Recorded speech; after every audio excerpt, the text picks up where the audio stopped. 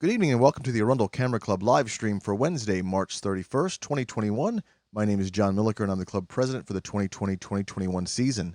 The Arundel Camera Club was founded in 1957 and exists to promote the art, science, and education in all aspects and fields of photography. Normally we meet at 7 p.m. every Wednesday evening during the school year in Severna Park. However, with the current disruptions, we've decided to continue business as normal in a virtual space, which allows us to protect our members and guests from the current COVID-19 situation. For more information about us, please visit www.arundelcameraclub.org. I want to thank everyone that came out on Saturday at Lake Waterford Park. We had a great turnout, amazing weather, and fantastic conversations. Mark your calendars now for our next meet and shoot will be at the very tip of Fort Smallwood Park on Sunday, April 18th, with a rain date of Sunday, April 25th. Times are 11 a.m. until 3 p.m., and there is a $6 per vehicle entry payable by cash or check at the gate. As always, bring your chair, lunch, and camera, and we'll have great views of the bay, the Key Bridge, Battery Hartshorn, and a local birding pond. Invite your friends, family, and anyone interested in photography. See our post to Facebook and our email list scheduled for tomorrow for more information.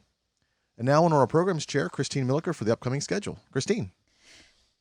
First up, I want to make sure everyone's aware that our March photo assignment deadline has been extended until tomorrow, Thursday, April 1st by 10 p.m. I think people might be making more of this topic and reading more into it. I tried to make it as easy as possible. Take photos of things that you do every day. I thought that would be pretty easy and we'd get a large amount of people participating. Please try to give me a few more photos to add to our conversation. Anything goes for that. And on Wednesday, April 7th, we're going to discuss the March photo assignment. Award a winner for our assignment certificate. The theme is daily tasks and daily routines. We want you to submit up to 3 photos taken hopefully in the month of March and try to tell a story, but anything that you do in your daily tasks can be submitted.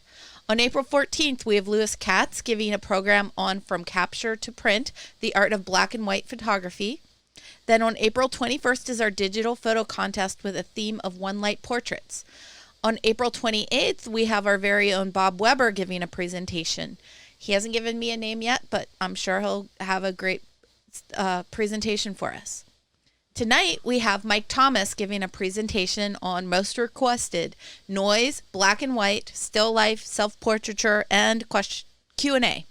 Mike has been a member of our club since 2006 and has been involved in photography since the 1980s. He is the brain behind our amazing newsletter and has given several amazing presentations to the club over the years. He has held several positions within the club and now is one of our webmasters also. Hi, Mike. Hi, everyone. Mike Thomas here.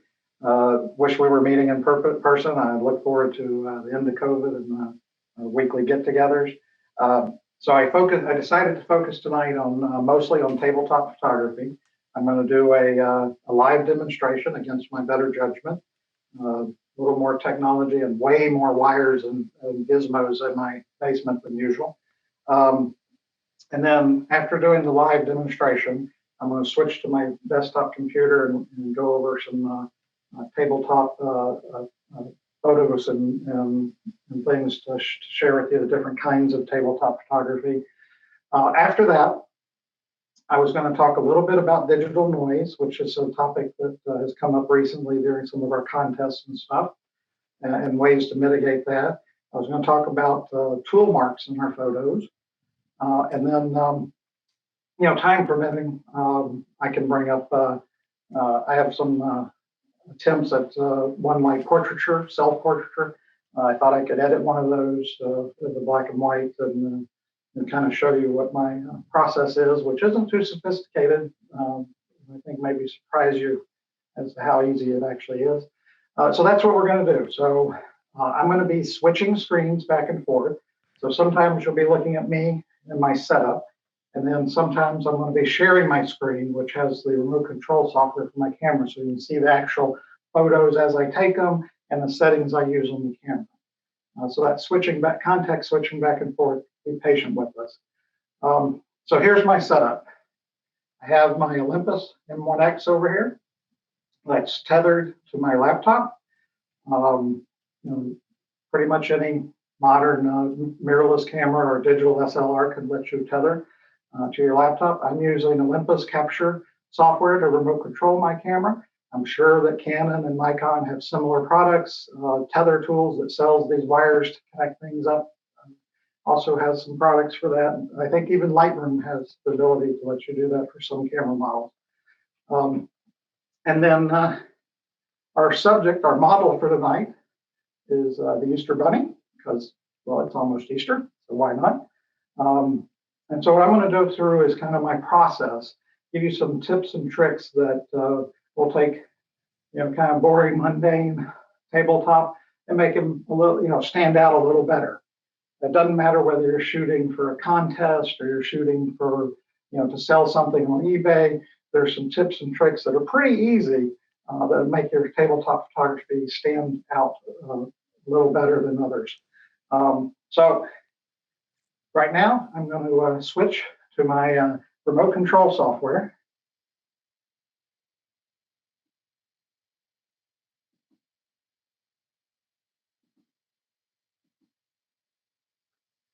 All right. So this is the remote control software for my camera. Right now, I just have ambient light in the room. Let's see, let's turn on.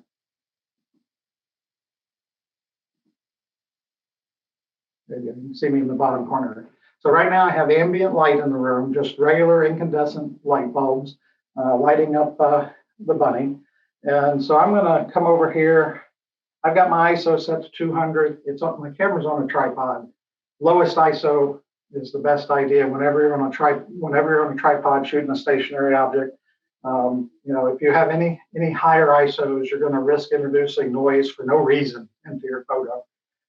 We'll start with f5.6. There's nothing back here. It doesn't need a tremendous depth of field, just enough to get the whole bunny. And let's see, let's adjust my shutter speed. Let's try that. Whoops. All right, so you can see the bunny is better exposed. This is a live preview for my camera. Being a mirrorless camera, it shows you exactly what things are going to look like when you take the picture. And I've got my white balance set to auto just because of the incandescent light. And so let's just this will be our starting picture. Let's just take a shot and see what we get. All right, so there's our first photo. And not surprisingly, it looks pretty much like the preview. It's not very exciting. It's just a white bunny floating on a black background. You can sort of see that it's sitting on a table by the differentiation in the colors. You can see the bright glare on the bunny right there from the overhead light.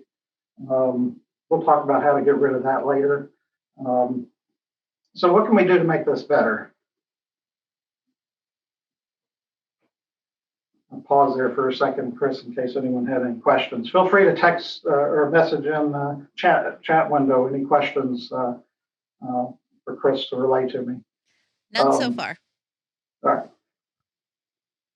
All right. So what can we do to make that better? Well, I think we should control the light. We should be using a strobe to light up the bunny. So what you can't see, let's switch back to me.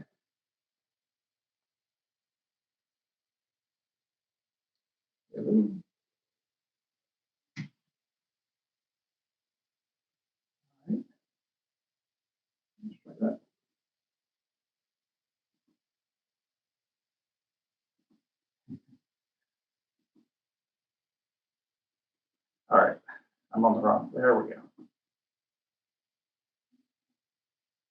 There we go. So back to me.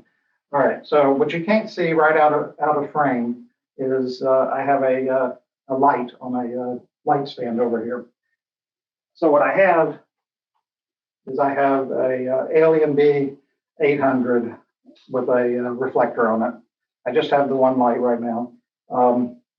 These are really old. I bought them from a photographer friend who thought they were going to be a professional photographer and learned that you can't feed yourself without working extremely hard. So he sold these at a great deal. But you don't need a professional level strobe to do this. You can also do it with a pocket strobe. Here's an old Nikon strobe I have that would work just fine. Here's a little newer Godox AD 200 Pro. These would work fine too. But since I'm doing a presentation, I've got it on battery or plugged into the wall versus battery, just because I think more likely to do well during a presentation. All right, so what I'm going to do is I'm going to go turn on the modeling light for that strobe.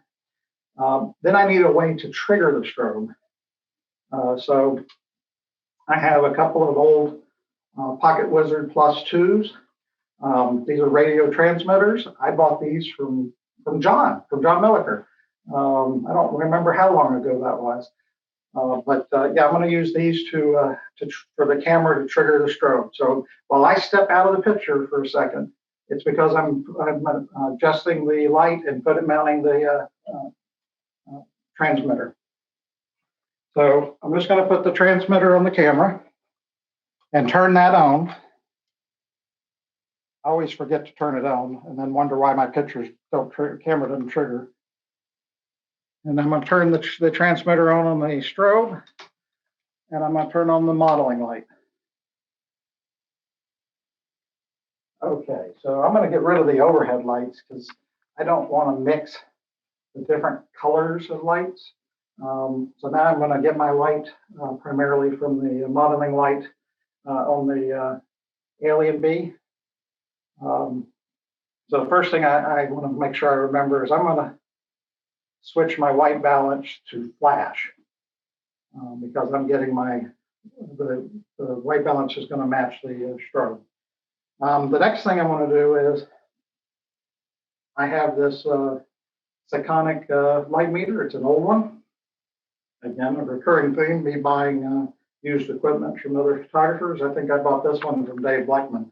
So I set this to ISO 200, the same as my camera.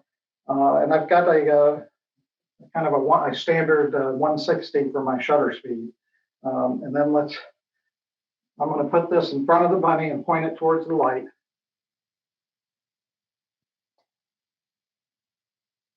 Ooh. That's really bright. Let's see.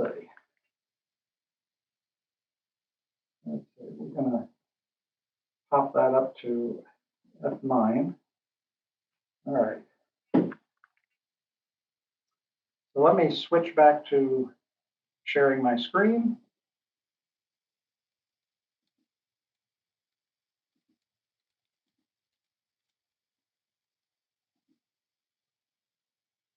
So again, I just took that, you can see this a little better now. I just took this light meter, put it in front of the bunny, pointed at the light, and this has a radio transmitter in it too, so it triggers the light. And that comes up with F9. So I'm going to set my f-stop to F9, leaving my ISO at 200. But I've got my shutter speed set at 160. So let's adjust my shutter speed to 160. All right. Let's see. Oh, by the way, this is the same thing you do with the model. You put the strobe under the model's chin, point it at the light, and that's how you measure your exposure. I learned using a light meter. A lot of people, now that you can get immediate feedback on the back of the camera, a lot of photographers just shoot and adjust, chimp at the camera and adjust their settings that way without a light meter. But the back of the camera isn't always, you have to know what you're doing, make sure you don't underexpose because the back of the camera is a little bright usually. All right, let's take a picture and see what we get this time. All right. So notice that the preview image is kind of dark, underexposed. That's because it's showing you exactly what it sees based on these settings. And here's the photo, straight out of camera. I think that's a little bright for my taste. So I'm just going to use the light meter as the initial guess.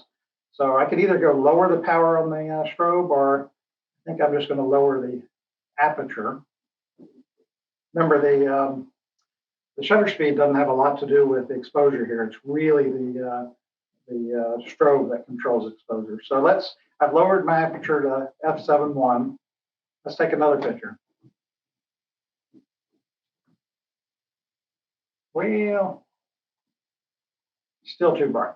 So what I'm going to do is I'm going to step out of the picture and I'm going to actually manually lower the power on my strobe.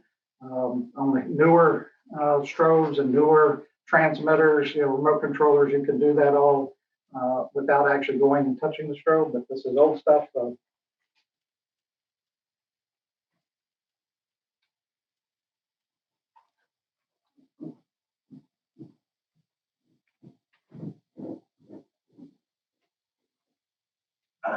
since I adjusted it, I'm going to re-measure.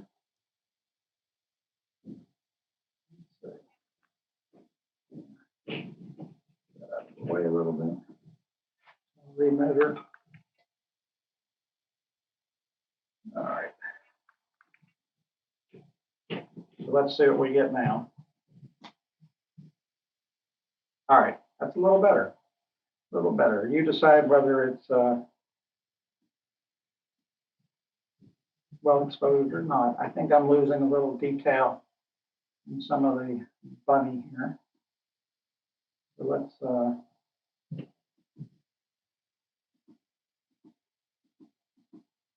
I'm going to lower my f-stop again, give it another shot.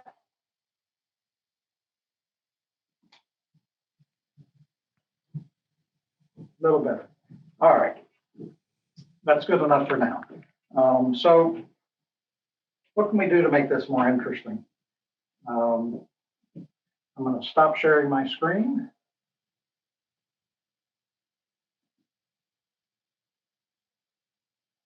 That's done. All right.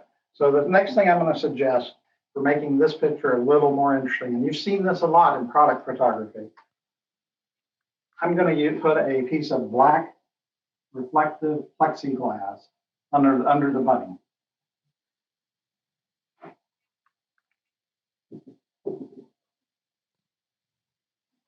So black reflective plexiglass works really well. I have tried just putting a piece of glass on a black cloth, but what happens is I get a reflection on the top of the glass and a reflection on the bottom of the glass, which gives you this kind of hazy reflection, and I don't like that. I found that using a piece of black plexi works really good for giving a reflection. You can probably do this with white plexi if you're going for a more high key like shot, but here's a tip. Clean the plexiglass. You don't clean the plexiglass, you end up with all of these spots on your reflection that you have to Photoshop out. It's annoying, time consuming. This is an easy thing to make your workload easier. The same goes for any kind of glass. If you're shooting bottles, liquor, drinking glasses, anything like that, your fingerprints show up on them and you're like, where did that come from? So clean the glass, clean the black plexi, and that helps reduce your workload in Photoshop later. All right, let's do another shot. I'm going to share my screen again.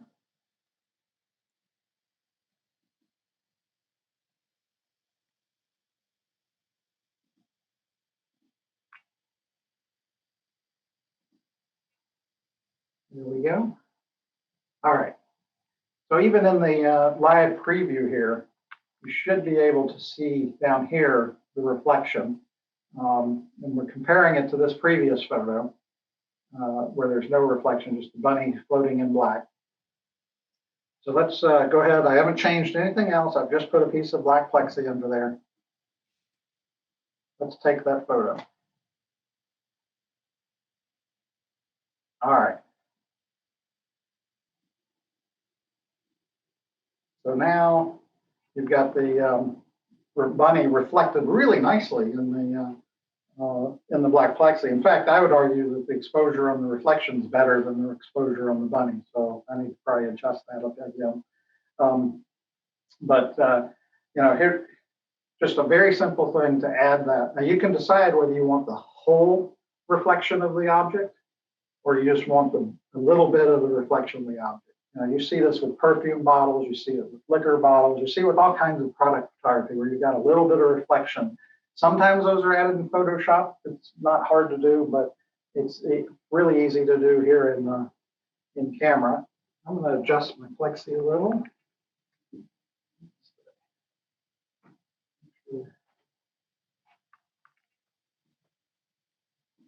Now I'll pause there. Chris, are there any questions yet? No, nothing yet. No questions.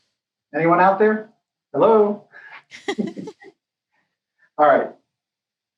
So what can we do to take this up another notch to make it even more interesting? Because even though I have a reflection, I'm going to take another shot now that I move the Plexi around. Yeah, I feel the frame better now. Get rid of some of that black tablecloth. Even with the black reflection, it's still a bunny floating in blackness. Not very exciting. You can do this high key or low key depending on your taste. So what I'm going to do next is I'm going to add a background light. So over on Facebook, Mike, Fred is saying that maybe you want to try to move your f-stop to 8 instead of the 6.3. And yeah, one thing I noticed, Mike, was when you were going in your. Did I go the wrong direction? I think you were scrolling it one way, but your program was taking it the wrong way. All right, I moved it to 8. Thanks, Fred. Yep, better. Whoops. Lewis is asking where you get the black plexi from. All right. Now what did I do to screw things up? That's what I did to screw things up. All right, Lewis, where do I get the black plexi? Usually I buy it off of eBay or off of Amazon. I just look for like 2 foot by 2 foot sheets of black plexi. It might be harder to get right now considering there's been a run on plexiglass since COVID started. But yeah, often I just get them, I'll buy like 2 or 3 sheets on auction off of eBay. But I can also give a link for buying some off of Amazon. All right, let's try that. Chuck is asking what angle your light is at and if you have any modifiers on it. Good question. All right.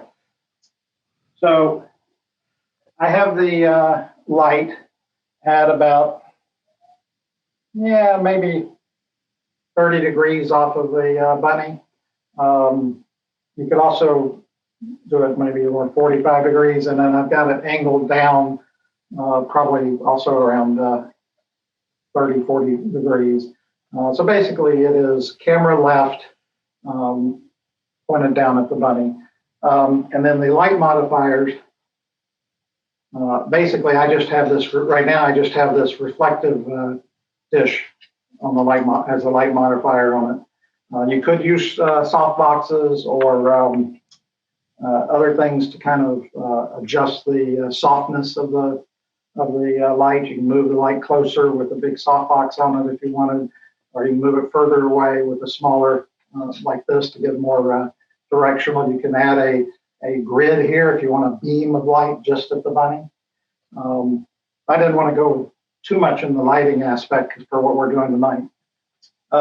Thanks for the tip, Fred. That definitely better exposure on the bunny. Adjusting the f-stop. I went the wrong direction when I adjusted it a while ago. That's what happens when you do things live. Yay. All right, so what I'm going to do now is stop sharing my screen. So I'm going to add a background light. This is a light on a light stand. This is just an old Nikon flash that's triggered by when the other flash fires, it will trigger this flash to fire. So there's nothing special here. I'm just going to set this behind the bunny, pointed at the background. Now, like the reflection, I've got a piece of black plexi. I've also got a piece of black cloth as the background. You might wonder why black cloth. Why not white cloth? Well, I've just found that black cloth reflects color better. So let me take a shot. I think I turned that on. Let's see what happens with it just by adding a strobe for the background light. All right. So there you go. Now we've got the bunny reflected. We've got a definite table he's sitting on. We've got background light. I think you got, because the light's at an angle, you get a little more dimensionality to the bunny. He doesn't look two-dimensional. So just by adding a background light really ups the game here. You still have the reflection going for you. This is just like, Fred can attest to this. This is just like doing studio work with a model. You might have a background for the model. It can be a pretty painted background, or it could be a black background in which you change the color of it with shells and things. You place your lights, you meter your lights. In this case, I just have a ceramic bunny, but you could be doing this with a person. Mike, you're not sharing your screen, so we can't see that last photo. You can't see that last photo. You have it on you, not on your laptop. How rude. Sorry. No, thanks for telling me. I'm just enjoying looking at myself, talking to myself. All right. So here's the last photo. Again, now the bunny has more three-dimensionality. You can see the background is lit up. You can see the reflection. You can clearly see it setting on a table. Because the light's at an angle, you have some shadows on the side of the bunny. So I think just adding that light really ups the game here. Between the reflection and the light, you can see how this would be good for taking a picture of something. Maybe I'm going to put this bunny on eBay next week. It is Easter. So for product photography, but you could also be doing this for any one of our, club challenges. This could be flowers, or something like that. So what can we do to make this even better? So my suggestion to make it even better, here's where I get in trouble when I share one thing and stop sharing the other. Let's see. Thanks, John. So what can I do to make that even better? Well, I'm going to add a colored gel to this background light. It's just a piece of colored plastic. I've had this one forever. You can see the burn holes in it when I've gotten the strobes too hot. You can get these lots of places. You used to be able to get sample packs for free from like B&H and just tear off a piece and use it on your gel, on your small pocket strobes. I have another set I liked that I use that are Magmod, that are attached with magnets. But we're just going to attach this. I've even seen people go to the hobby store and get cellophane, colored cellophane, and cut that up and use it. But we're just going to put that. We're just going to put that on the front of the pocket strobe here that I've got lighting the background. I have a piece of Velcro here that holds the gel in place.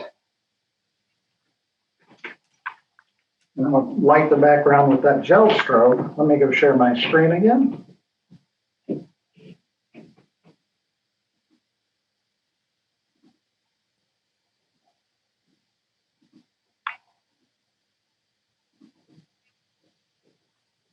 All right. You can see nothing's changed here. I've just added the plexi underneath and the background light, and now I put a gel over the strobe. So let's take a picture.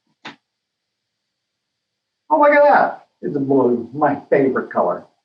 And that's all it took. You just put a piece of black or gel, colored cellophane over the front of it, and you can change the color to whatever you want, or at least within reason. So just as easily as making it blue, I can make it green. Bunnies, grass, green. That should work. Let's see. Oh, say green. So you can pick what color you think works best with your subject material.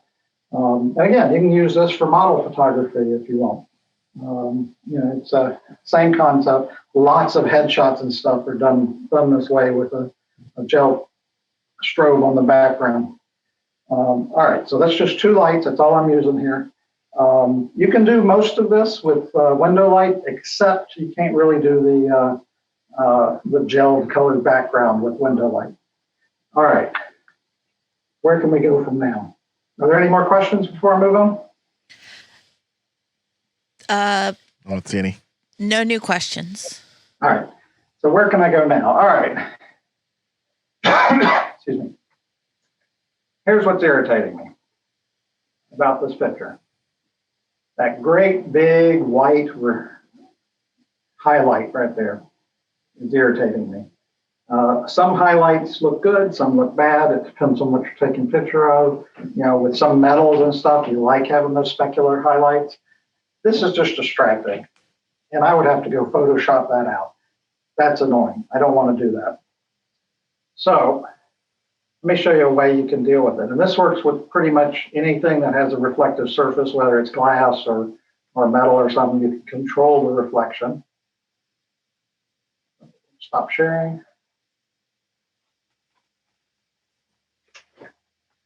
So here's what I'm going to do to try and control that reflection. First, I'm going to put a circular polarizer on the camera lens. But that's not enough by itself. Then I'm going to put a linear polarizing sheet, just a thin sheet of polarized plastic. I'm going to put that over my light source. So once I've got a polarizer over the light source and a polarizer over my lens, I'm going to go use the live preview, and I'm going to adjust the polarizer until I minimize that reflection. So while I step off the camera here, that's what I'm going to be doing. Let me go back to sharing my screen.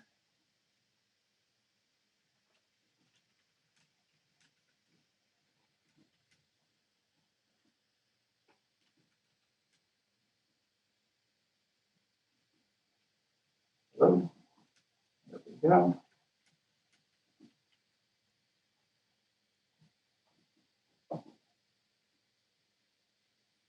All right, so you can watch this spot right here when I go adjust it. So the other thing I'm going to do, just to make this easier to see, is I'm going to change my shutter speed again.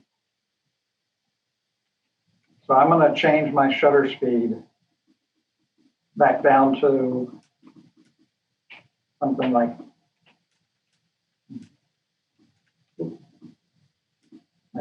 that, just so you can see it better in the live preview here. You can see that reflective dot right there.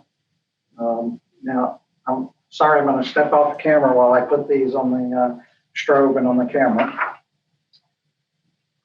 First, I'm going to screw this onto my lens, this circular polarizer.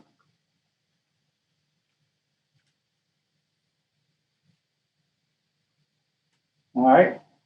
And then I'm going to take that sheet of polarizing material, and I'm going to put on the front of the light source. All right, and I can tell you right away, one of the issues I'm going to have is I just cut down a tremendous amount of light. All right. So I'm going to start turning polarizer. All right, did you see it? I think hopefully you can see that the reflection seems to be going. I'm going to boost the power on my strobe to compensate a little bit for reducing all that light through the polarizer, actually through two polarizers. All right, let's take a picture and see where we are, but I need to move my shutter speed back up to where it was. All right, let's see what we got.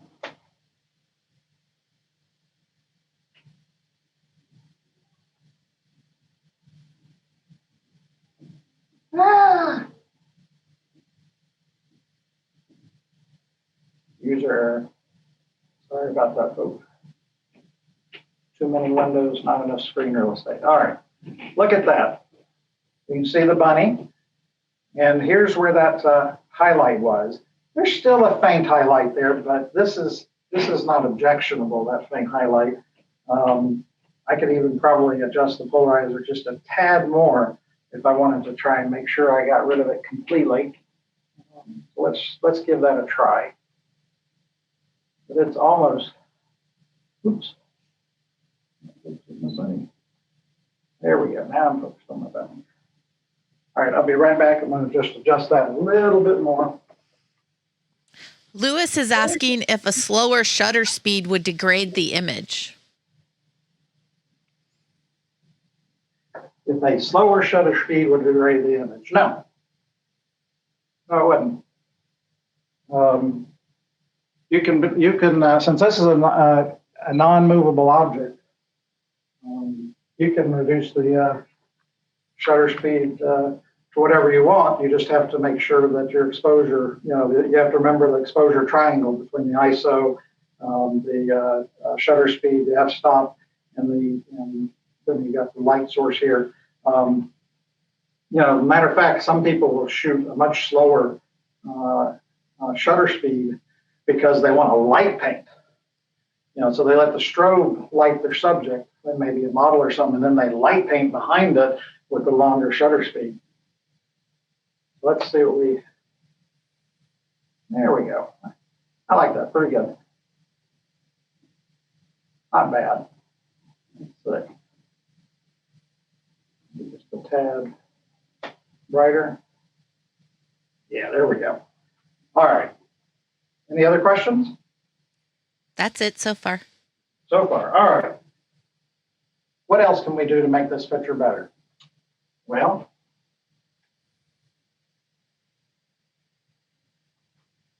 what's better, one subject, two subjects? How about 3 bunnies? So I've added 2 more bunnies to the picture here. You can see them on that. So let's take a picture. I didn't do anything else. Added some more bunnies. So you can play with your composition. You can adjust things. You can, decide how you like it. So if there are no more questions here. Mary Lou says it looks like it might be a little bit dark. A little bit dark. Well, let's see here. Is that better? I think that's better. She's probably right. All right, so that's basically it. So my major tips here: if you want to add a reflection, put a sheet of black plexi under your subject. If you want to add light to the background, use a background light. I think the black is much better at reflecting colors. If you want to add color, use gels. Don't forget to clean that plexiglass or any glass subjects because whatever you don't clean, you're going to end up photoshopping and it's a nightmare, especially fingerprints on glass. It's just not even worth the trouble. It's better to do it right to start with. If you haven't got a good grasp on your lighting, you can use a light meter. Again, you can do this with inexpensive pocket strobes. You don't need anything expensive. I started with a couple of pocket strobes when I started doing this. So I'm going to take a short intermission while I shut down this live demo area, and I'm going to move to my desktop computer where we'll proceed with some PowerPoint and some Lightroom and maybe some Photoshop demonstrations. All right, John, over to you. Here we go. If you have any questions, be sure to put them in the chat, and we'll be right back.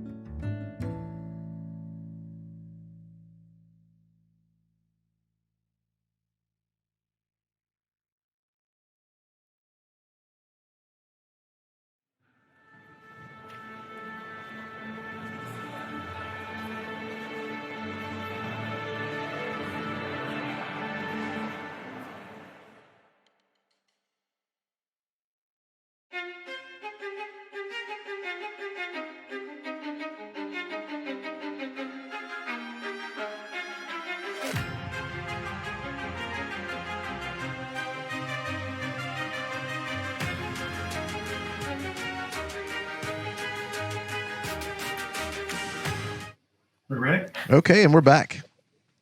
All right, hi everyone. So I've switched to my desktop computer where I do all my editing, and so I have a few PowerPoint slides I wanted to go through. Normally I'd do this by showing you some prints. We'll do this just because it amuses the heck out of me. We have one quick question left over from your demonstration. Ed asks, can I use a Nikon flash as the back strobe? Absolutely, that's what I used. I used an old SB800 Nikon flash for my back strobe. But you could use any strobe that you can trigger. If you can trigger it with wirelessly with a radio transmitter, or in my case, these are just optically triggered. When it sees a flash of light, I have them fire. And so you can mix and match. So I have a Olympus camera, and I had a Nikon strobe on the background light. All right. Yes, All thank right. you. So that wraps up the demo. Let me just do a quick summary here. So these are some photos from my test when I was prepping the talk. So here's on the left is the just a shot of the bunny with room light. Here's one on the right where I used a strobe instead of room light and adjusted the white balance appropriately.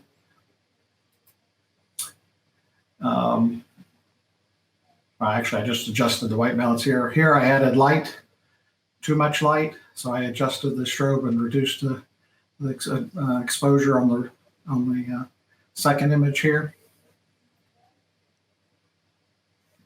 Here's where I added the black plexi for the reflection, and then I zoomed in a little bit on the bunny. Again, I have black plexi on the base and black background. Here's where I added just the bare strobe lighting the background on the left image here. Or is that your right image? I don't know. And then I added the green gel on the second image here. Here's where I switched it to a blue gel.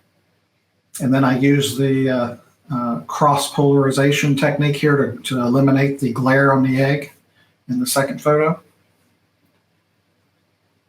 And then I added more bunnies to the picture. And then I actually zoomed out in my test here so you could see the whole reflections if that's what you wanted. So that's just a summary of the tabletop demonstrations we had. Any questions? Any more questions on the demo? No, that's it. Okay. So let's just, I'm going to run through quickly some different kinds of tabletop photography. So that you can see that there's a lot of options here. It covers a lot of ground. So clearly, food is one of the main subjects for tabletop photography. These are two of the first images I ever did, maybe 2007. Both of them lack quite a bit. I've improved, I think, better. But food's also one of the more competitive, one of the more challenging subjects. You ask John, a lot of times they're not even photographing real food. It's fake food that looks better than real food. And that, strangely enough, this picture of the pumpkins actually is the first picture I ever sold. Even though but looking back on it, I don't think it's all that great. But you can see even way back then, I had a piece of glass under it trying to get some reflection. Here's some more photos. The pictures themselves of the objects, the apples and stuff are well exposed, but they're just floating on blackness, But, if you're trying to highlight a food, then maybe this is what you want to do, but I don't think so. But this might be appropriate for some other subjects. Here's some food shots that are more in context, in an environment. I still think they probably lack a lot. But they, again, just showing you different varieties of ways you can do food photography. Here's some where I was playing with the green gel behind it and the black plexi under, getting the reflection of these peppers. The photo of the apples, I actually carved out the back of the apples and shoved a flash into the back of them to light the apple from the inside. Setting that on black plexi to get the reflections. three different kinds of apples. Here's some candy. Again, trying to get the reflections here. And one on the left, the thing that's wrong with it is that bright white overexposed section of the bottom left's too distracting, even though the candy itself looks well exposed. Then you've got the hearts on the right. Again, that's just setting on black plexi with the red gel lighting the background to get that photo. Here's some more candy shots, one of the candy in a bowl and one with the candy reflected. Tabletop photography, you don't always have to have the table in the photo. So here got a pickle here on a fork, strawberry in a glass with some seltzer water, and then some mushrooms. So tabletop photography doesn't have to show a table. Just like street photography doesn't have to show a street. Inside joke there. Here's some still life kinds of photos. Again, you can see these are some of my older photos. They're all floating in blackness, but I'm playing with different aspects here. I've got smoke coming out of the gun. I've lit this vase from inside the vase. I've arranged all this stuff on the table. I think in every one of these cases, they'd look better if they were actually on like a wood table. But give you some ideas. I think the one on the right's probably way too busy too. Here's a different tabletop photo, it's more recent. So I've got them on a wood tabletop here. I've got a straight on shot of the books and the bookends. I've got a shot of the bookends with a book open. Then I added this one on the left where I've got a light source to light the books and the books at an angle. Remember, straight on shots of things aren't always the best. And then I have this isn't a black backdrop. It's not a gelled background. This is just like a painted backdrop that's behind these. Here's another sample of tabletop photo. I think I did this for the death themed contest. No one ever liked this photo. None of the judge, and I think they don't like the color balance. That color balance is based off of that candle. But if you want to make sure you've got an accurate color balance, you can put like a gray target in the photo and adjust in Photoshop after, or you can actually set a custom white balance on your camera to get an accurate white balance. Now here it was an artistic choice that didn't pay off. Glass, a lot of challenges shooting glass. These are the same three glasses. In the left one, it's kind of a where you kind of use shadows to define the glass and highlights, the highlights on the edges and stuff. So to do this, I've got lights on either side of the glasses that are lighting the edges. In the second photo, I've lit it from behind by flashing a bright light onto the background. And then I have some dark poster board on either side of it, and that's the dark reflections you see outlining the glass. Here's some recent glass shots I did of some Avon bottles. I actually set this black plexi for the car in front of a TV monitor, and that TV monitor had white on it, and that's what lit the image. I was experimenting with ways to minimize any kind of reflections that I didn't want on the glass, and that lighting it from behind with the transparent object seems to work. Same with the one on the right. I was lighting it from behind from a TV monitor with a red background on the TV monitor.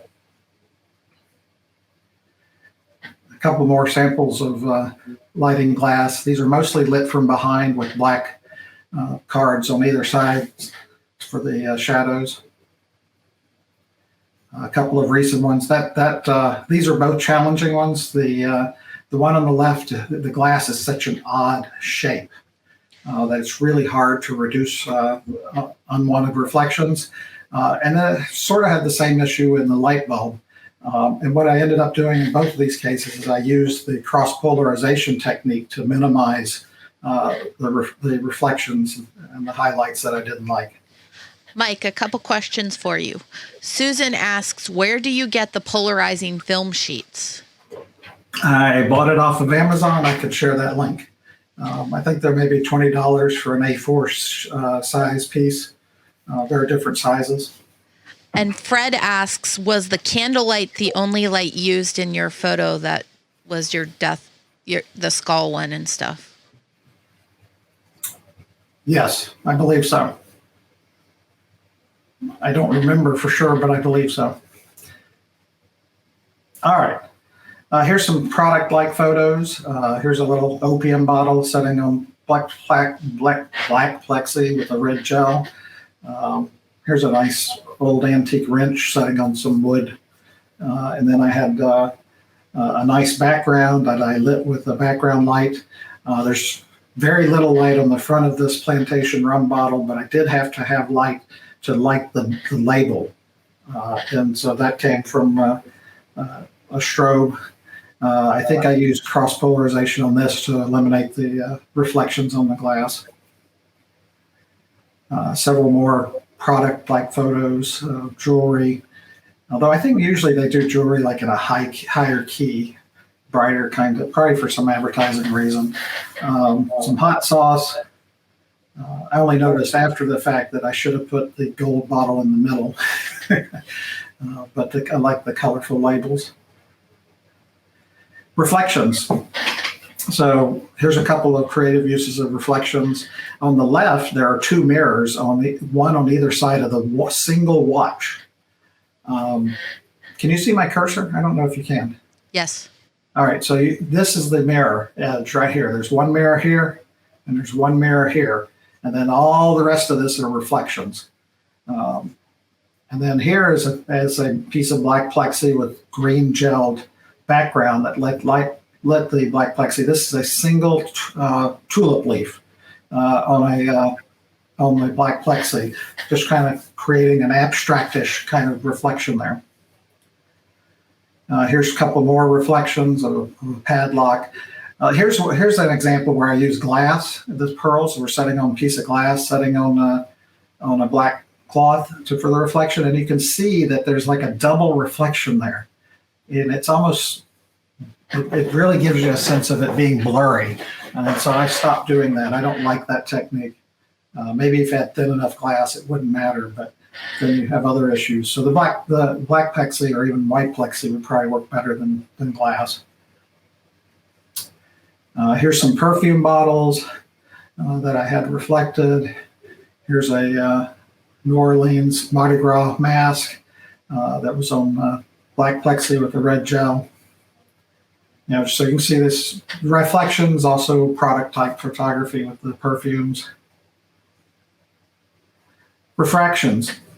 So yeah, there are reflections in these at the bottoms, but this is mostly about the refractions. This is the way the light changes as it goes through the glass with the water in it. So you can see that it kind of distorts those lines that are in the background.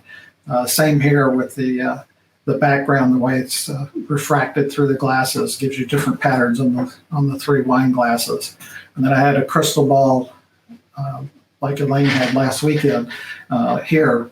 The interesting thing on all three of these is these are all setting in front of a TV monitor, and the background is actually being displayed on the TV monitor. And I just tried a whole bunch of different backgrounds looking for interesting ones when I was experimenting with this. But in every case, because the light's coming from the TV monitor and there's no light coming from front of the glass, there are no highlights to worry about. Here's some more abstract-y kinds of images. Some marbles reflecting. The interesting thing on these marbles is if you look, you actually see the other marbles reflecting inside the marbles. Really small there. Here's some forks reflecting. Here's some fake ice cubes that look like they're melting. I don't know how abstract the ice cubes are, and some people would argue that the forks aren't abstract because you can tell they're forks, but I think they're abstract. Here's a bubble I blew on a piece of black plexi, and then I lit the whole thing up with a background light. gives you a strange shape. Not really quite sure what you're looking at. Looks a little like Saturn or maybe like a fried egg or something. I don't know. Of course, you can do macro. I'm not going to talk much about macro since Chris gave such a good talk on macro last year, but taking pictures of coins up close and minimizing the reflections and stuff, or controlling the reflections, zooming in on this watch here. Again, in neither of these, you don't see the table. So tabletop photography don't always have to see the table.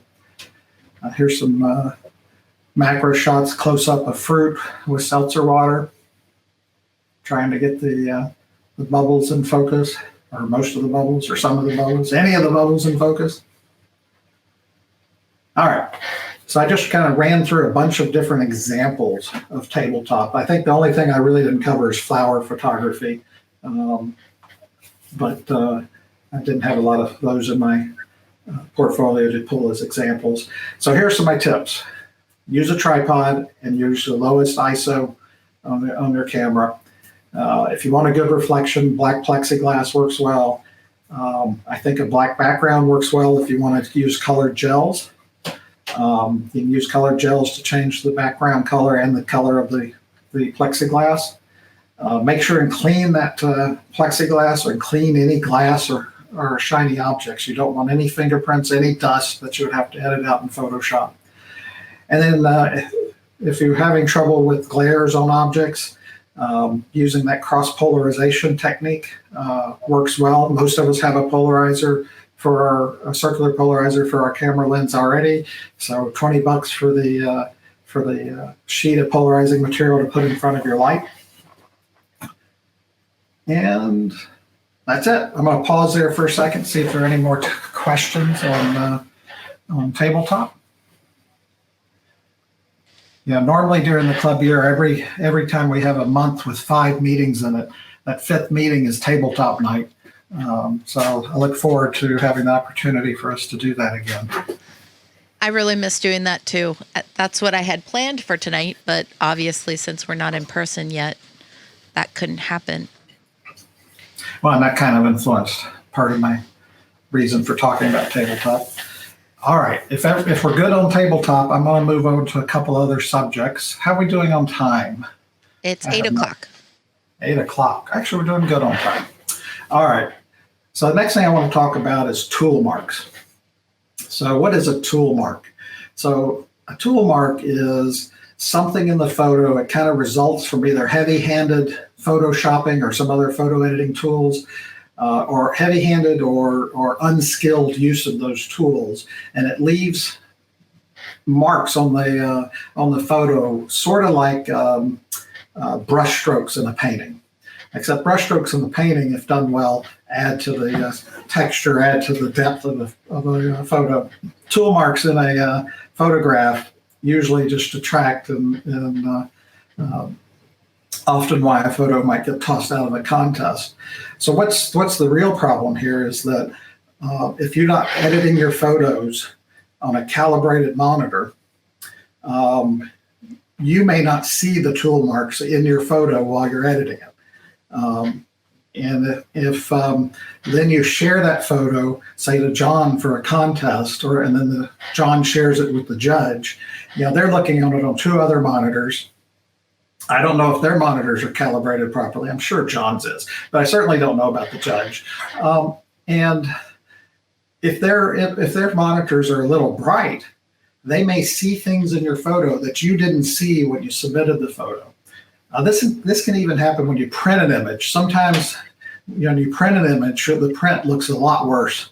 You see things in the print that you never saw in the picture on the screen. So sometimes it can manifest in the pictures when you print them. You can detect these tool marks by changing the contrast and increasing an exposure of an image, and I'll show you an example of that. Another thing is there are image manipulation tools that can detect these changes as well. These are usually used when you want to see if a photo is a forgery. Maybe it's a nature photo contest. You want to see if it was edited in some way, because you're not usually allowed to edit nature photos. Or maybe it's a photojournalism photo. You want to see if the journalist actually the photographer gave a unmanipulated photo. So those image manipulation tools that are used just to detect those changes in photos, and they'll find these tool marks as well. Mike, 2 quick questions. Going back to the tabletop discussions, Kathy asks if the thickness of plexiglass matters. I'm sure it might, but I haven't noticed it affecting. I haven't noticed any difference in the reflection in the stuff I've been doing. Maybe because it's black, and so you don't actually see through it. Sometimes they're smoky, and maybe you'll see through them or something. But I don't think it matters that much.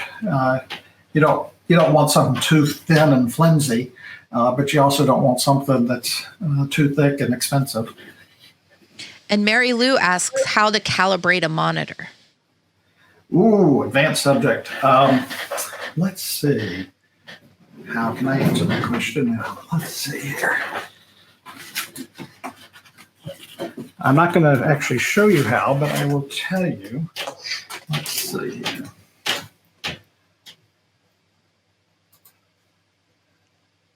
All right, how do I stop sharing my screen?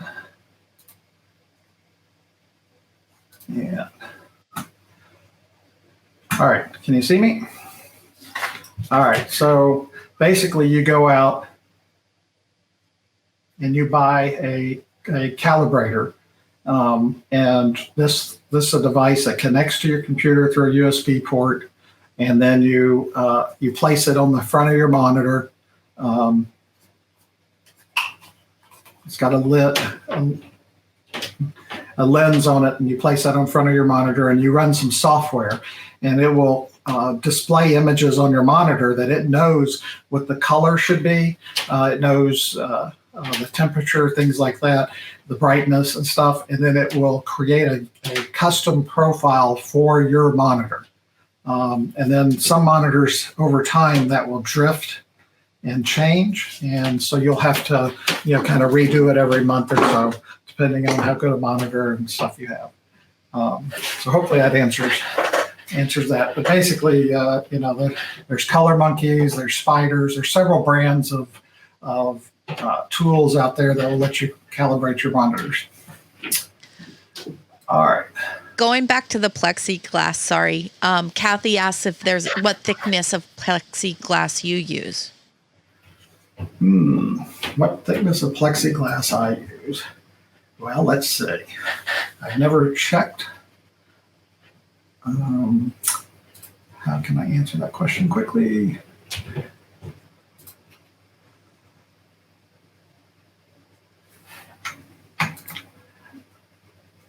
I'm looking, so I think the plexiglass I bought last time was 1/8 inch. Okay, thank you. Yep. All right, let me get back to where I was. All right, so I'm going to share my screen again.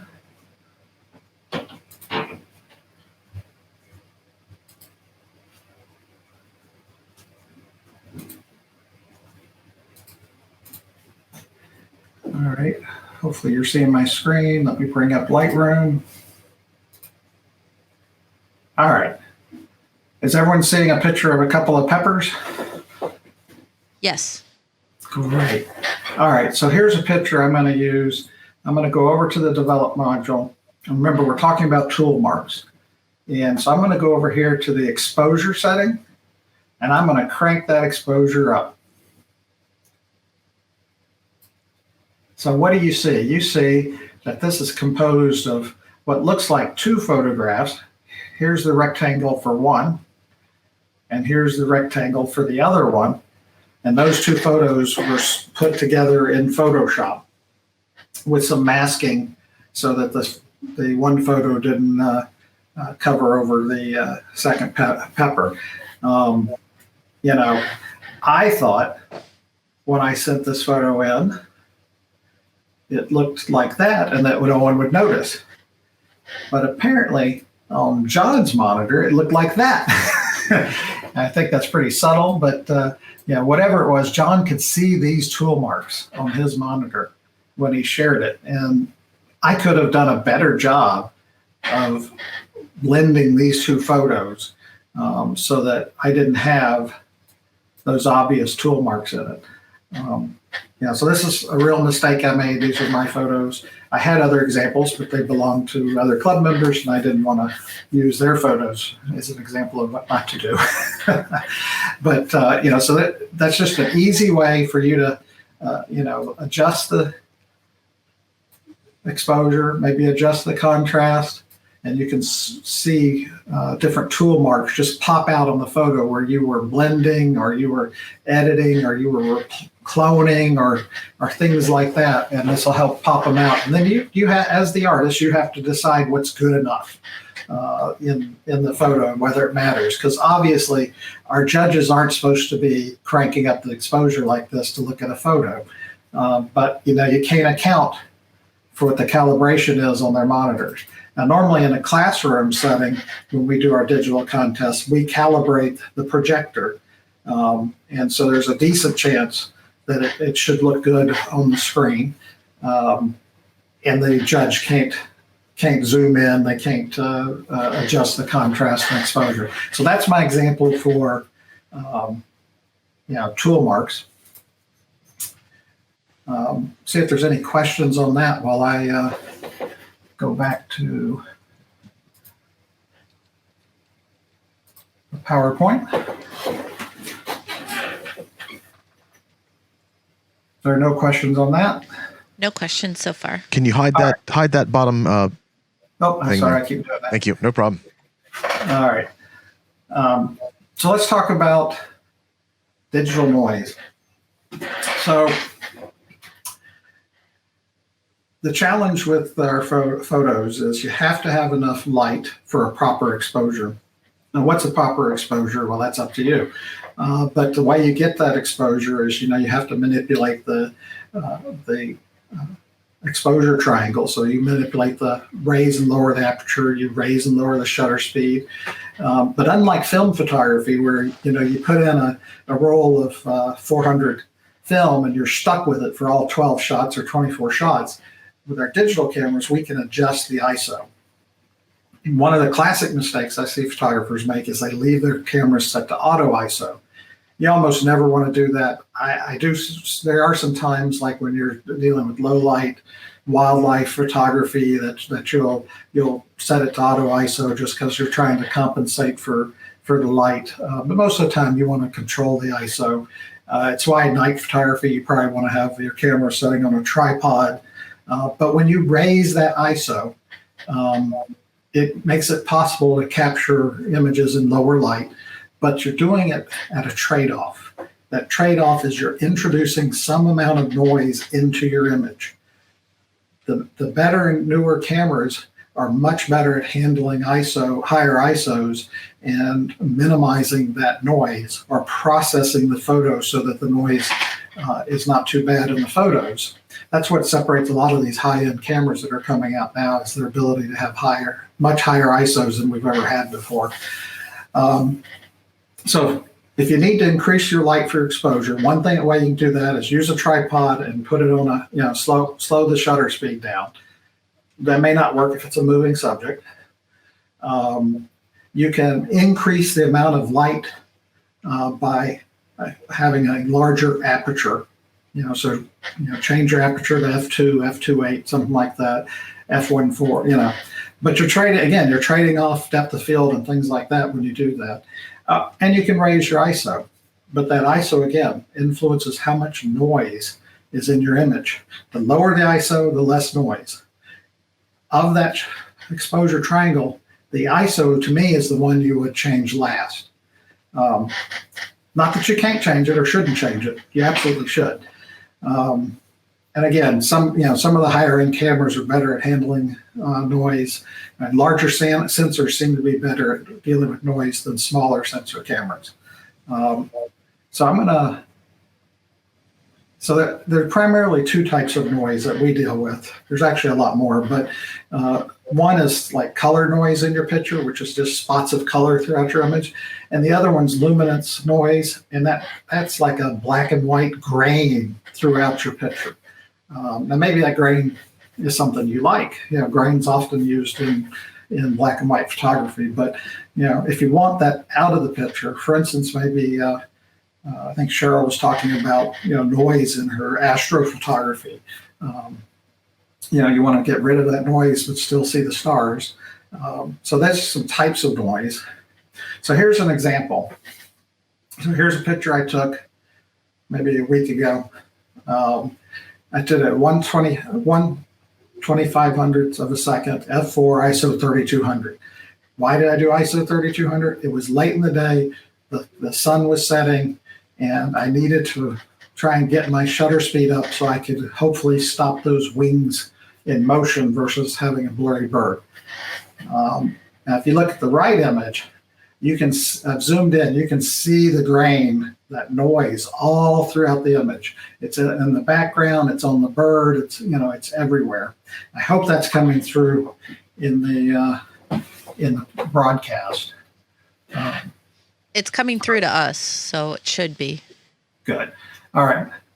I know that the last judge we had kept talking about pixelization, and I'm not sure what she was talking about. Sometimes she might have been talking about noise, but I couldn't see it, so I wasn't sure. All right, let's go back into Lightroom. And I have this bird picture here. All right, so there are several ways to deal with the noise in the photo. If you look over here in the development panel in Lightroom, you can come down here to detail, and you can see there are settings here for sharpening. And to some extent that will help, but I find it's a very do-it-yourself kind of way of doing it. You can also bring this up in Camera Raw and manipulate the noise, do the noise reduction here, the luminance and the color. Again, it's pretty much do it yourself. So my two favorite programs for doing this, let me go into Photoshop.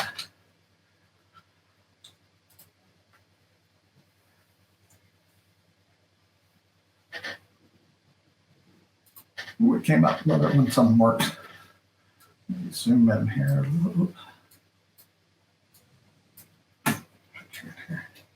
All right, so my two favorite programs for doing these, and you may already have one of them, so I'll show you both. The first one is we'll go Filter, Nick Collection, Define. That's Nick's tool for dealing with noise. Nick has a whole bunch of different programs, analog effects. I love their color effects. They have an HDR one. They have a sharpening one. I love their Silver Effects Pro for converting your pictures into black and white images. Then they have Vivisa, which is really cool for editing photos. But Define's the one that deals with noise. I think it ends tonight, but DxO is selling the Nick collection for 30% off right now. All right. So here it is. I brought, let's see if I can zoom in a little bit here. Yeah, so I brought the image into Define, and Define, I didn't do anything yet. Define looked at the image, analyzed it. It looked at the background. It looked at the bird's wings. Let's see. Oops. So you can see what else did it look at. Did it find anything else? Yeah, so over here is a lighter patch of background. So Define looked, analyzed the photo, and it said, hey, here's what I can do to make your photo better. And then you can come over here and you can tweak the settings if you want. But I find for a lot of photographers, just doing this is all you need. Let's see, so here's what it looks like before Define touches it. Hopefully you can see that grain throughout the image. And now I've hit the preview. Here's what it's going to look like after Define works on the image. And the real trick here is to eliminate the noise in the places you don't want it, but not to eliminate too much detail in the places you want the detail. And then you would just hit OK, and it'll create a new layer in your program. And your new layer has had this noise reduction applied to it. Let me zoom in here. Too far. So here it was before. You can see the noise, and then here it is after, and it looks a lot better. Takes a couple of seconds. It doesn't take long at all to do this. All right. So that's using Nick's denoise program. Let me get rid of that. I'm going to create a new layer, Control J, just to create a new layer. And I'm going to go up to Filter, and I'm going to go to Topaz. And I'm going to go to Topaz Denoise AI. This is the other program. This is like the state-of-the-art, the one that all others are kind of measured against right now for noise reduction.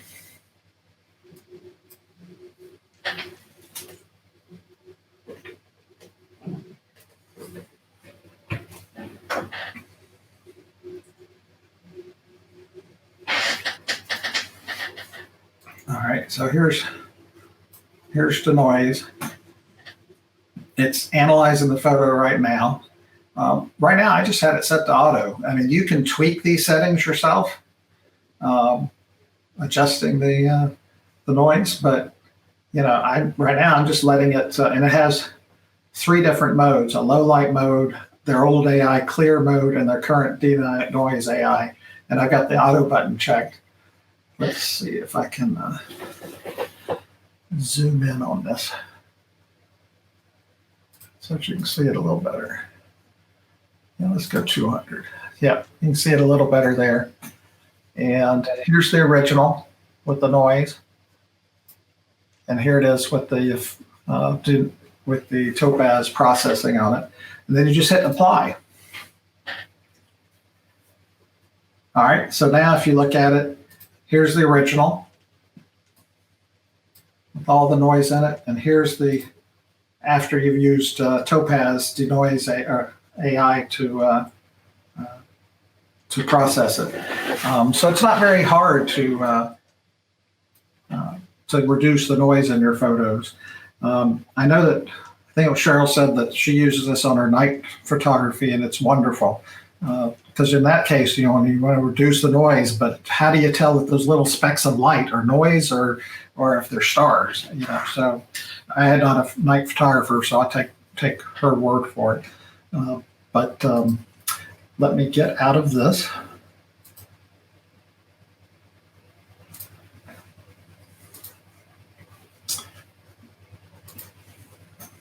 Kathy is asking, why wouldn't you go back to Lightroom and grab the original image?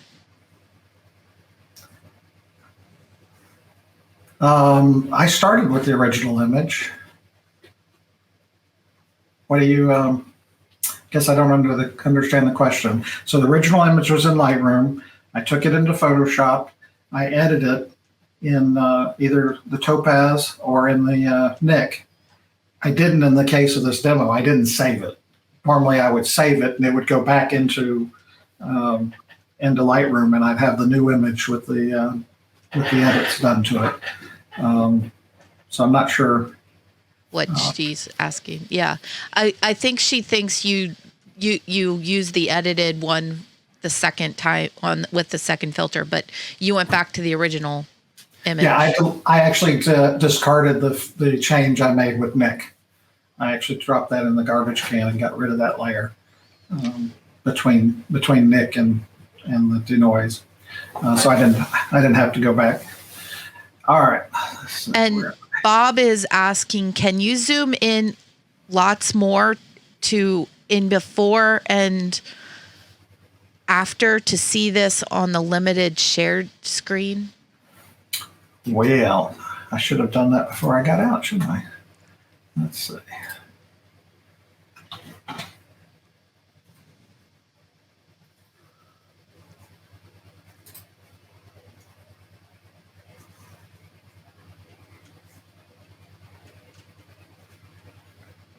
Okay, let me, I jumped the gun. I shouldn't have done that so quickly. All right, just a second. So your add-ons are in Photoshop only, right? Kathy is asking. Yeah, I think so. They might be in Lightroom as well. I didn't look. I do most of this in. Oops, I still screwed that up. Sorry, Bob. I need to create a new layer, and then I'm going to apply this a filter to the new layer.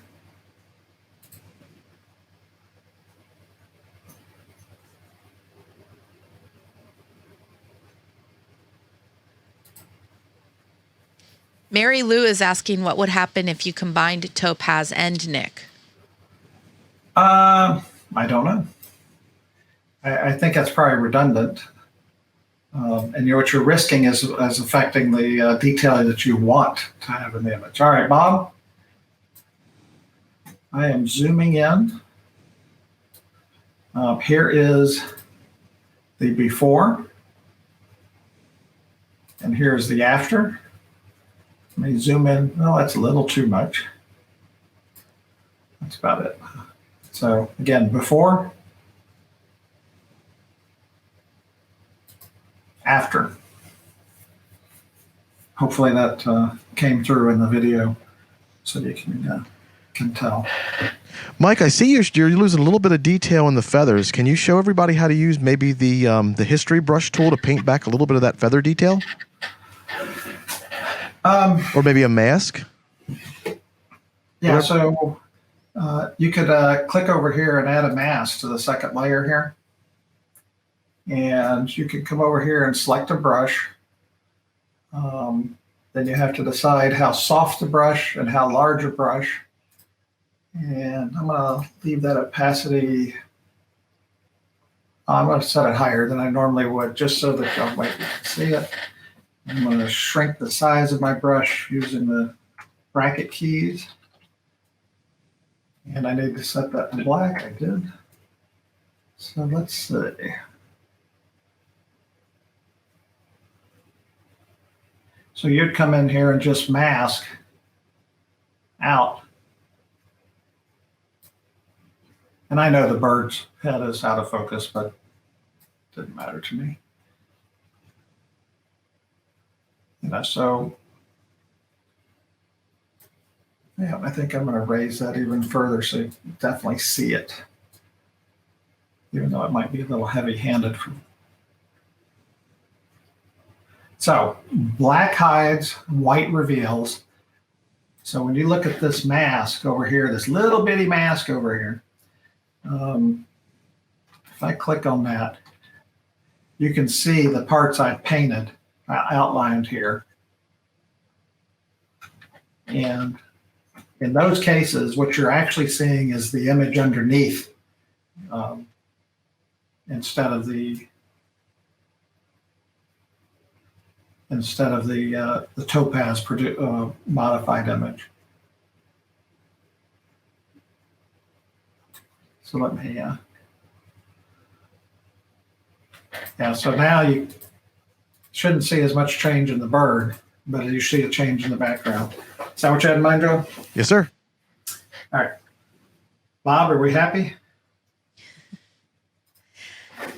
I'll give him a couple seconds to catch up with us. I won't close the program this time. I'll leave it up just in case. All right, let's get back over here. Mike, Kathy is asking, is the image quality the same if you start in Lightroom? I'm guessing she's asking if you start in Lightroom versus Photoshop. Well, that just depends on what you do. I usually start with the raw image, although that's probably a JPEG I was using for this demo. And I start my processing in Lightroom, and then I go into Photoshop and do the rest of it. It's the same, it's the same image. I make those changes in Lightroom. And then when it goes into Photoshop, Photoshop gets the raw image plus those changes, and then any changes I make there get saved back out as a PSD file. But yeah, I always start in Lightroom, go to Photoshop, and then return to Lightroom. I usually don't take the photo straight into Photoshop, and then I have to save it somewhere, get it, and then import it into Lightroom. All right, so that was the... Bob said thank you. Oh, good. That was the noise example. So here's some some different ways to deal with noise. The Adobe Camera Raw, if you have a purchased or subscribed version of Photoshop, has this feature in it. It's not my favorite. Luminar AI has the feature, but I actually was listening to a talk by one of the guys from Luminar last week, and he actually said you should go use Topaz Denoise, even though Luminar has a noise reduction feature in it. Lightroom has it, but it's a do-it-yourself. You have to tweak all the sliders yourself. And then my two favorites are the Nik and the Topaz programs, Nik Define and Topaz Denoise. And it's the demo. All right, so I realize you can't click on these links, but you can find Nik Collection out there at nikcollectiondxo.com. You can find the Topaz Denoise at topazlabs.com. I have a link to the Black Plexi, and what I'll do is I'll go back in and post these as comments, these links on the video in our Facebook, and then I have a link to where you can buy the polarizing sheet as well. So I'll do that. I'm going to pause right there. How are we doing on time? It is 8:30. All right. I still have time if you have time. But I've only prepared one more thing. So are there any questions so far that we haven't addressed yet? So far, no. That's all. All right. Kathy said, thank you for indulging me. That part of the presentation was just for you, Kathy, because I knew you'd enjoy it. All right. So bonus material. I thought I would do an edit of one of the photos I took for One Light Portraiture. That's our contest next month. One light portrait, basically, some strobe or light that's your key light that's lighting your subject. We did allow for room ambient light, for the sun, for kind of secondary lights or fills or something. But that's the contest next month. If you're like me, you've been stuck in COVID hell for a year, and I haven't taken any model photographs in months. So the only person I get to take photos of is me, which isn't very exciting, especially for me. So anyway, I was going to go over into Lightroom and Photoshop and do a sample edit of one of those photos. This isn't hard. I think you could even if you don't have a strobe, you could take a lamp or something at home and direct it at your spouse, your child, or yourself, and you could create a photos for this contest. So I'm going to get out of that. There is no more Photoshop, yay! And I'm going to go back into Lightroom, and we'll go over here to some One Light photos. All right. So I don't think it's any secret that I was trying to take pictures of me with a cigar so I can get the smoke coming from the cigar as a photo. So here are some attempts at doing that. Let's see, these first two photos, way overexposed. I had used a light meter to set my camera for ISO 200, and it turned out I had my camera set on, I don't know, ISO 800. So these are way too exposed. So these first 2 minute photos, I'm just going to hit an X on. They're not any good. I don't like any photo of me with glasses, so I'm going to X that one. No cigar yet. I'll X that one. No cigar. These are mostly test shots. I've got a cigar in this photo, but it's not a very interesting photo. Let's see if I adjust the exposure. I don't see any smoke in that photo, so it doesn't do anything for me. There's a little smoke there. All right, stupid facial expressions, X. Yeah, a little smoke. It was harder than I thought to get the smoke. Oops.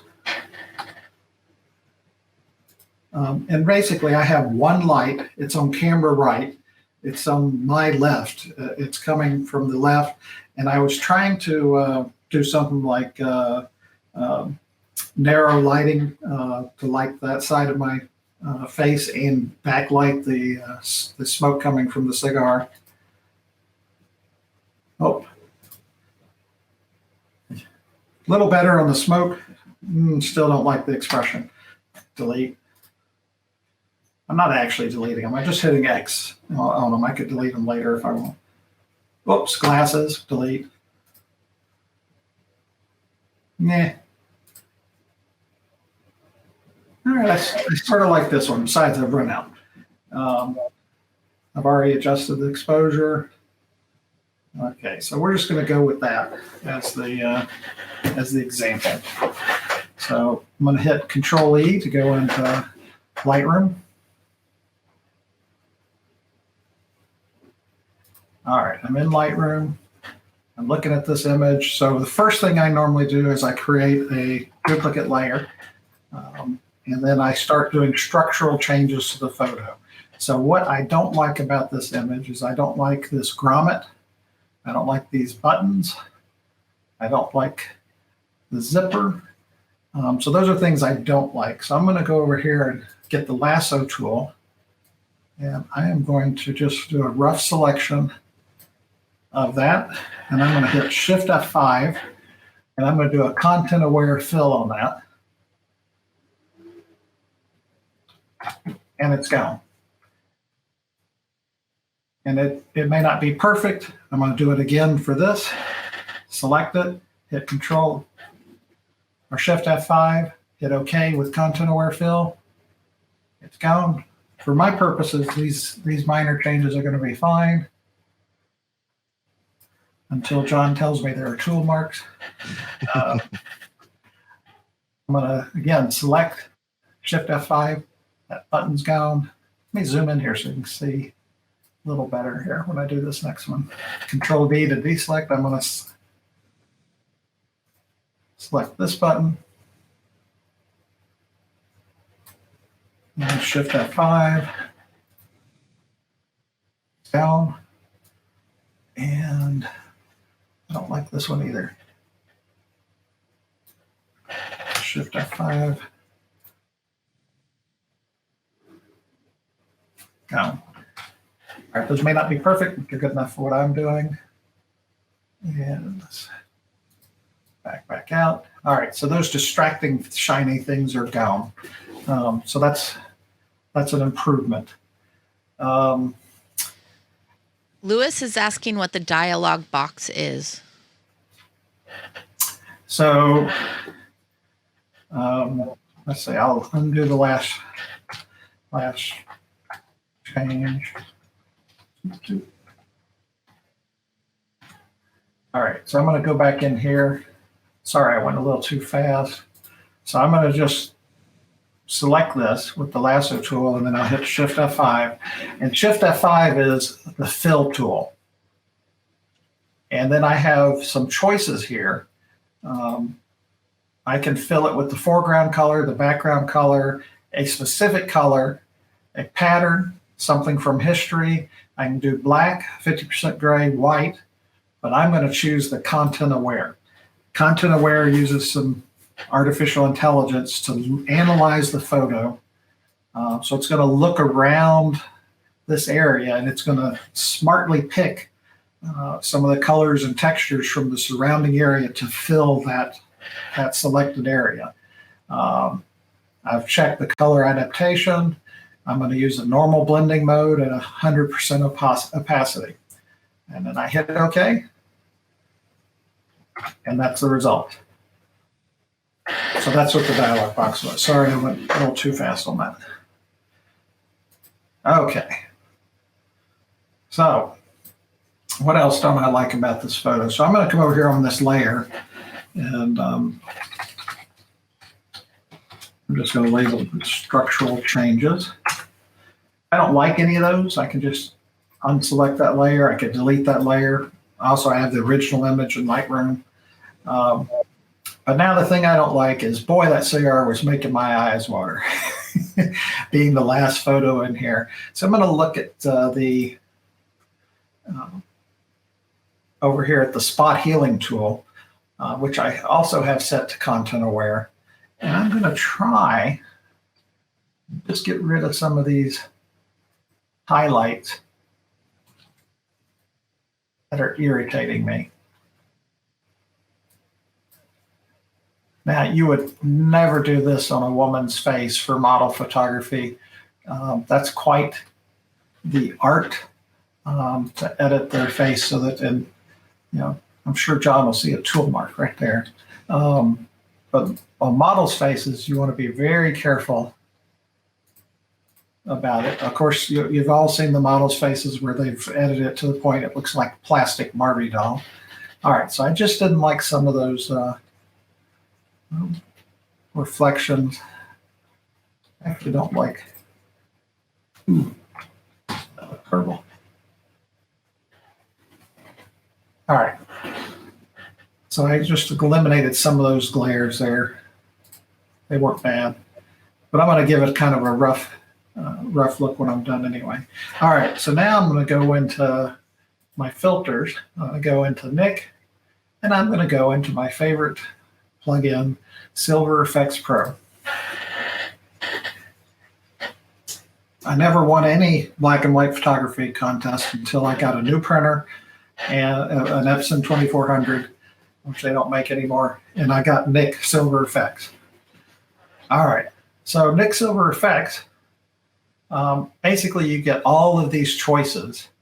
They're like recipes to choose from.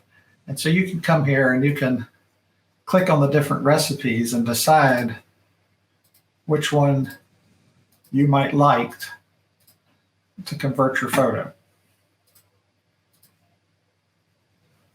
There's all these different choices along here, different kinds. Some are too exposed, some are underexposed, just different techniques for converting photos into black and white.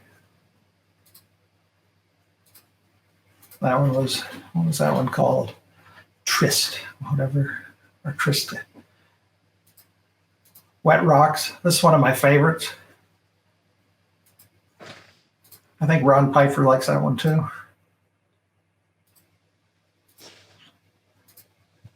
It's like the HDR of black and white conversion. Then you get into the ones down here that really would probably irritate John because they're mimicking his beloved chemical processes, but without any of the heart. All right, so those are all these different choices. So I'm going to pick one that I just happen to like. Not sure which one that's going to be yet.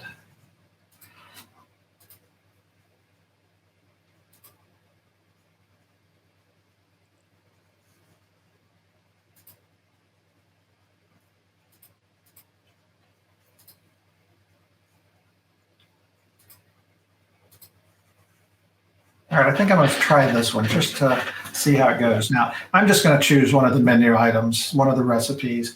You can come over here now and you can adjust the brightness. So you can tweak the recipes to be how you want them. You can adjust the contrast. You can adjust the structure. So there's a whole bunch of effects here. You can add vignettes or remove vignettes. You can tone the photo. You can adjust the. Yep, I don't think there's any need to have a vignette on that. You can burn in the edge. So you can adjust the recipe to your liking. So it's not just the recipe. You have these controls over here too. So I'm going to hit OK. And now I have a new layer in my Photoshop, or I will have when it finishes.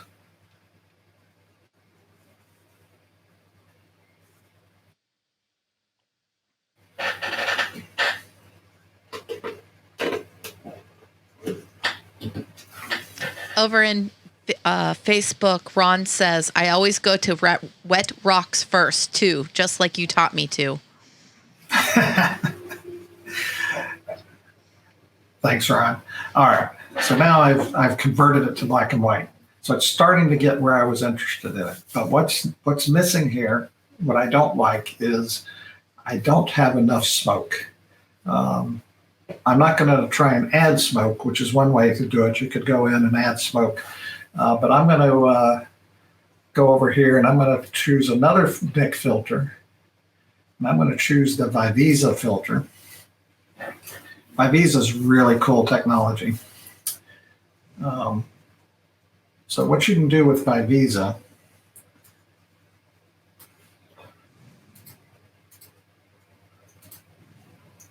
is you can come over here and you can put a control point on the image somewhere. So I'm going to put a control point right here in the smoke. And then you can control how big that thing is, the area it's going to affect. So I'm going to make it cover that area. And what I'm going to do is try and adjust the brightness on just the smoke.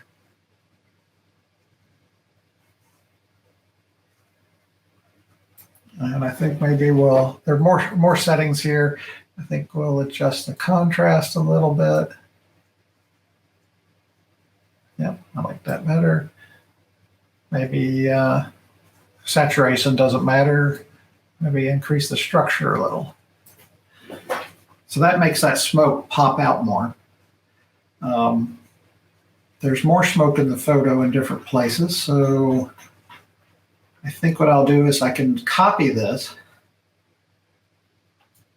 and I can drag this down to some other smoke in the photo. I'm going to reduce that to a much smaller area. A little more brightness there. Nope, too much. A little more contrast. And then there's even some smoke over here in front of my face. Reduce that down to just a little bit of face. All right, so you can see where I've adjusted the smoke in lots of places. Let's back out of here a little bit. So you sort of get the effect I was looking for, but I couldn't really control the smoke very well. Now, I may have inadvertently changed some colors in parts of the rest of the picture, so I'm going to put a couple of control points just to restore those back to the way they were. So I used Vivisa to adjust these areas. And they're kind of cool because you can come back here and you can actually see the masking for the control point. So this is the first control point this control point right there. You can see that's the second control point. There's the third control point. So you can see where they have actually affected the picture with the masking there. All right, so I'm going to hit OK.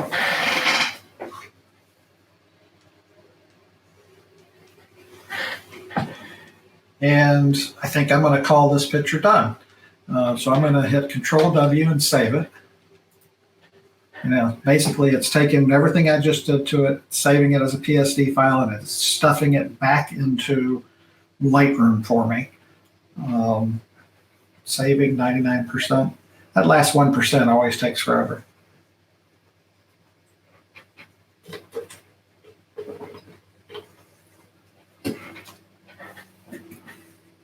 Saving. Still on 99%. There we went. All right. I'm going to get rid of this one since Bob said he's happy.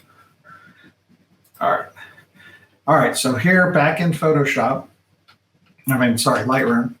I'll go back to the library. And here's the original photo on this side, and here's the edited photo on this side. So you can see the before and after. And now what I'm going to do is I'm going to create a virtual copy of this one. Over here is create a virtual copy. All right, so now I have two of these. They look identical. And for this one, I'm going to adjust the crop. So this one, I'm going to adjust it. I'm going to get rid of all that dead space at the bottom.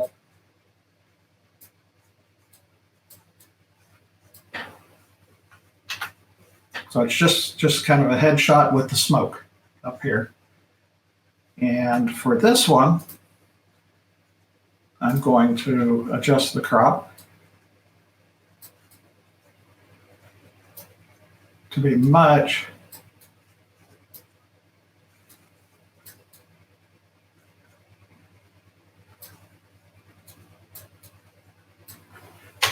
tighter. And I do all my printing from Lightroom. I just find it easier than printing from Photoshop. All right, so there's the two resulting images. I got this tight headshot, and I got this looser one with the smoke. And then you can see the original shot over here to the side. Any questions? I'm checking in with Facebook, and very nice the different images you can get from one photo. And doesn't look like there are any questions right now. All right. Well, that is pretty much all the material I had prepared tonight. So I will hang around if there are any more questions.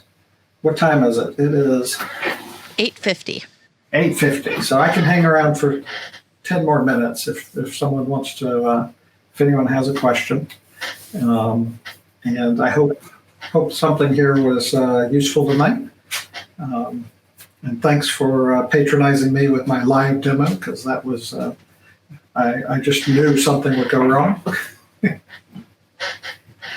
Lewis is asking where the heck the fill tool is.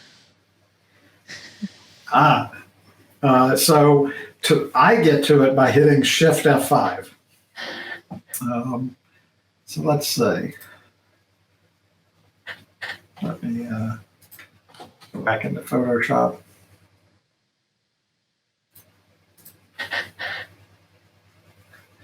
All right. So, like I said, I just hit Shift. Well, first of all, you have to have something selected. So let's see. Maybe I'll select a bunch of this smoke. I don't know what it's going to do, but this should be interesting. And I hit Shift F5, and I get the fill tool. The other thing you can do is you can go up here. First of all, you have to have a selection to fill. The other thing you can do is go up here and hit the little the help button, the little discover tool up there, and you can type fill, and you will see that fill is one of the options that comes down here. And so you can click on that, and it brings up the tool there. And let's see, I bet you it's hiding. Let's hit cancel. I bet you it's hiding on my strip somewhere. I know one way to get to it is you can go to the edit drop down. I know it's hiding in there too, but it's probably everywhere. Edit, fill, yep, right there. In fact, let's see, what if I actually wanted more space on this photo? So if I go over here and I increase my canvas size, and let's do this. Let's make it an inch taller and an inch taller and an inch wider. And if I go select that area, let's, I'm going to increase my selection by a couple of pixels, expand that. I have 5 pixels, there we go. And then I go hit the fill tool. We'll do it by the menu, edit, fill, content aware. Let's see what it does to make the picture a little bigger, to give it a little more substance. See what happens. Fill tool, I think, works better on smaller selections, but that's not bad. It made me wider and fatter. No, that's broad-shouldered, right? But you can see it added up here. It added some smoke and stuff. Those might be things, you might see a line there. So you have to decide. I see a line, I think, right there. So you have to decide whether it did a good job or not, whether you like the fill or not. But fill is one of my favorite tools.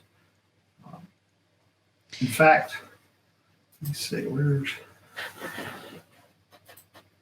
if I can find.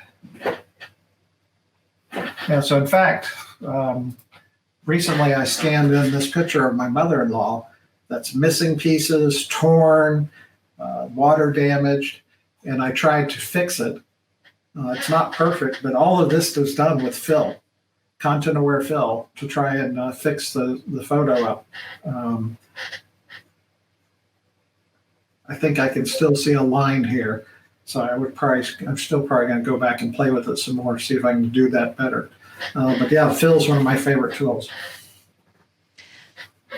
Mary Lou says, very cool. Lewis says, found it. Thanks. Great. Amazing night. Mary Lou says, you made it easy to understand. Leslie says, learned quite a bit tonight. Thanks. Fred says, good job, Mike. JC says, outstanding presentation. Bob says, I like the polarizer to remove bright spots. And Lewis says, made my day using spot healing too a lot. Great. All right. That appears to be the end of the questions. Excellent. All right, Bob, I've set the bar for your talk. Thank you, everyone, for joining us tonight. And thank you, Mike, for that great presentation. Join us next week for our photo assignment discussion for the month of March, daily tasks or routines. Please get those photos into me at programs@arundelcameraclub.org by 10 p.m. tomorrow night. And please don't forget to then go to our Facebook page and vote for your favorite photos. You don't have to have participated to vote. So please, everyone, vote for your favorites. And you vote by liking your favorites. Thank you. Good night.